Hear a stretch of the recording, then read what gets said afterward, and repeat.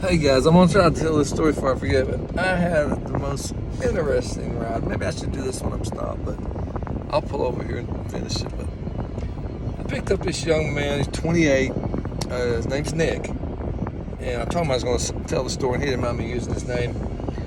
I picked him up, he's an air traffic controller at Chattanooga Airport. And he was pretty excited because he just found out, well, two things. He starts his weekend tonight, so he's off Wednesday, Thursday. And I said, well, that explains how I pick up these partiers through the week. Their weekends are odd days, but he just found out that he's got a transfer that he tried to get even before COVID, and then during COVID, he said they stopped all transfers. So anyway, he's moving to Miami. It's so cool. Good-looking young fella, muscular. I mean, he was just he didn't mind telling me everything. I wish I could have recorded it. You guys would have loved to hear heard it. And I almost asked him, but I wasn't sure I could do it with my phone. And anyway,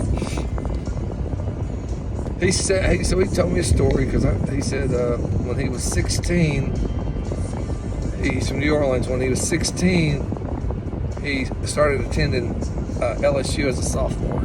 So this kid was smart. But he said he was influenced by all the older guys, getting fake IDs for him, and ended up partying too much. And he said that, in high school he didn't even have to study, he'd just go in the classroom. He said, he got it. He got to college, he didn't study and he needed to. So he ended up losing his scholarship to LSU and kind of wandered around a year or so. And then he was just smart because he said, this is not the way to live. He goes, I've seen, I'm going out to these places with my buddies, and there's like guys in their 30s and still doing the same old thing, partying, and not really making any progress in life. So, for him to figure that out so young is outstanding. So he said, I'm going to go in on service. So he joined the Marines, man. And I asked him, I said, okay, so you're air traffic controller, were you educated in the Marine Corps? He said, yeah. I said, I don't want to be nosy, but I got two kids in college, and they have debt, and they're going to have more debt, but do you owe anything for anything? No, I came out, I didn't owe anything. It was all paid for by the Marines, I guess. But he said he wanted to be recon. He wanted to be, he's young, healthy. He wanted to be he wanted to be a Marine, but he had really good guidance from a sergeant, I think, or whoever said, no, says your scores are too high because I got the perfect spot for you, and got him into training for the FFA. I just passed my high school. I'm on Battlefield Parkway. I just passed my high school and I said FFA. FAA. But here's my school. Here's where I went to high school. LFO. And I was in FFA. That's fun. Anyway, he's telling me all about it, how it works. I've wondered, because I didn't know. I've gotten fascinated with planes since I started, doing this, going to the airport. And he's one of the guys that's in there, telling the planes where they're supposed to be, how fast they're supposed to be going. And, I've always heard that's a very stressful job. And he didn't say it was stressful. He said it's only stressful if you can't make it. He goes, I don't want to sound cocky. He goes, we just had a guy wash out. That's what he called it, wash out. And I said, what do you mean? He goes, well, he just couldn't handle it. He couldn't do it. He goes, you're just kind of like a mental, I don't know what you call it. Some people just cut out for jobs. Some people aren't. And this guy wasn't. So, but this guy, Nick, I'm talking about, he's so excited because he gets to transfer to Miami. He was he'd been here 3 years. I can't remember where he said he was before here. He loves Chattanooga. He said, I had an opportunity to go to Atlanta. He goes, but I don't really like Atlanta. It's cool because it's the busiest airport in the world, and all that prestige with that, and the type of work he does. He said, but it's landlocked. There's no rivers. There's nothing to do. He goes, Chattanooga, you can get out and hike. And he's an outdoors person. I said, yeah, Chattanooga's great for that. He said, but more than that, I'm a beach person. So he's real excited about going to Miami. And he's got a girlfriend. She's going to go. But the reason he's taking Uber is because he just sold his car like 2 days ago. And he's car shopping. But now that he found out he's going to be transferred, he's not sure what to do, because he didn't want to buy a car here and then go through the whole registration and then move to Florida and do that again. That's what he said. And pay all the fees, And I said, well, you can always Uber. He said, well, yeah, I will, but his girlfriend has a car. They're going to try to make it one car. But man, what an interesting young fella. And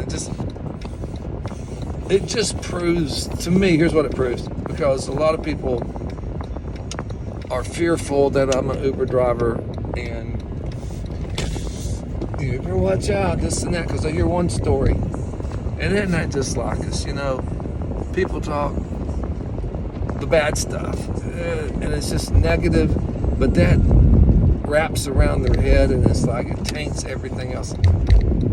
I've been doing this 3 years, never had a bad stuff. It's always been like this. I mean, this guy was exceptionally interesting just because he was, 28. He's so far ahead of a lot of people at that age, and he said, I don't play video games. That's just, I just don't. I like to work out, and I like to. He's just pursuing. He's doing life good, I think.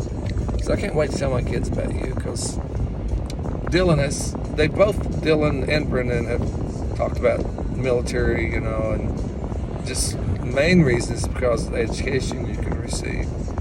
But I'm not sure they're going to do that. It's fine with me, whatever they do, but I'm just going to tell them about this guy's story. Because air traffic controller, man, that's a real job there. Now he's going to Miami, one of the busiest airports in the world. And he qualified to do it. He got selected to do it because the FFA is FAA. God, how am I getting forestry on my mind? I guess because I was in the high school, but the FAA controls all that, and it's government run and all that. But I hope you guys liked that story as much as I did, because it was a 21-minute ride from the airport to North Georgia off Barefoot Parkway, and he just opened my mind to some things. But I think the thing is, I told him, I said, I meet the best people, and there's so many of you guys. The world is not like the news says it is. Don't watch that stuff. Don't let it control you. Don't let it taint your mind to where you have a default mode in your head when you go out of fear. It's the opposite. I know it can happen. I'm not going around with my head in the sand thinking nothing could ever happen. I know it could. I just have faith in people. I don't know what to say. I just love doing this job for that reason. But I don't even know if I'll post this one because I'm driving, but I'm actually through. I've made my $100, so I'm gonna go home. I started at 11. That's pretty good.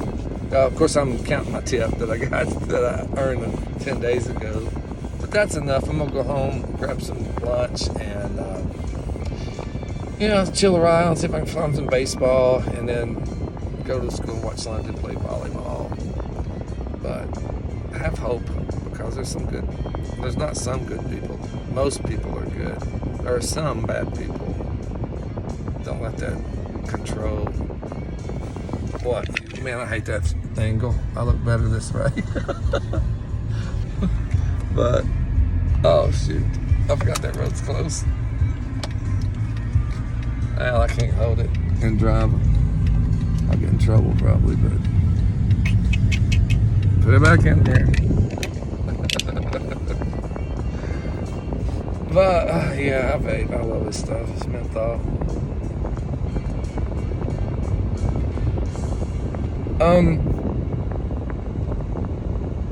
Yeah, I think I'm through. Hope y'all having a great day.